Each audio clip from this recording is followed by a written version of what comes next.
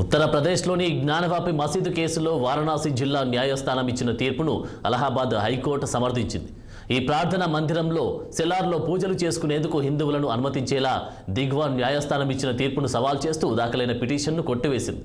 గతంలో చేసిన సర్వేలో కీలక విషయాలు బయటపడినట్లు హిందువుల తరపు న్యాయవాది విష్ణుశంకర్ జైన్ ఇటీవల తెలిపారు. మసీదు కింద హిందూ ఆలయానికి సంబంధించిన అవశేషాలున్నట్లు నివేదిక పేర్కొన్నారు. ఈ నేపథ్యంలో ప్రార్థనా మందిరంలో సీల్ చేసిన బేస్మెంట్లో పూజలు చేసుకునేందుకు కొద్ది వారాల క్రితం వారణాసి కోర్టు అనుమతించింది.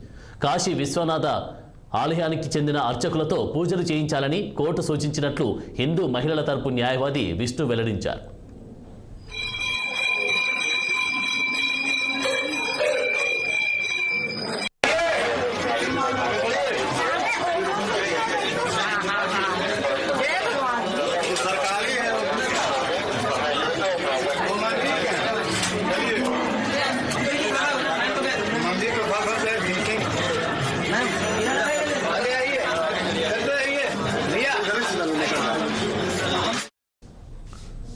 ఉత్తరప్రదేశ్లోని జ్ఞానవాపి మసీదు కేసులో వారణాసి జిల్లా న్యాయస్థానం ఇచ్చిన తీర్పును అలహాబాద్ హైకోర్టు సమర్థించింది.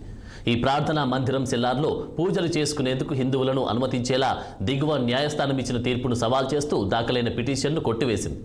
గతంలో చేసిన సర్వేలో కీలక విషయాలు బయటపడినట్లు హిందువుల తరపు న్యాయవాది విష్ణుశంకర్ జైన్ ఇటీవల తెలిపారు. మసీదు కింద హిందూ ఆలయానికి సంబంధించిన అవశేషాలున్నట్లు నివేదిక పేర్కొన్నారు. ఈ నేపథ్యంలో ప్రార్థనా మందిరంలో సీల్ చేసిన బేస్మెంట్లో పూజలు చేసుకునేందుకు కొద్ది వారాల క్రితం వారణాసి కోర్టు అనుమతిచ్చింది. కాశీ విశ్వనాథ ఆలయానికి చెందిన అర్చకులతో పూజలు చేయించాలని కోర్టు సూచించినట్లు హిందూ మహిళల తరపు న్యాయవాది విష్ణు వెల్లడించారు.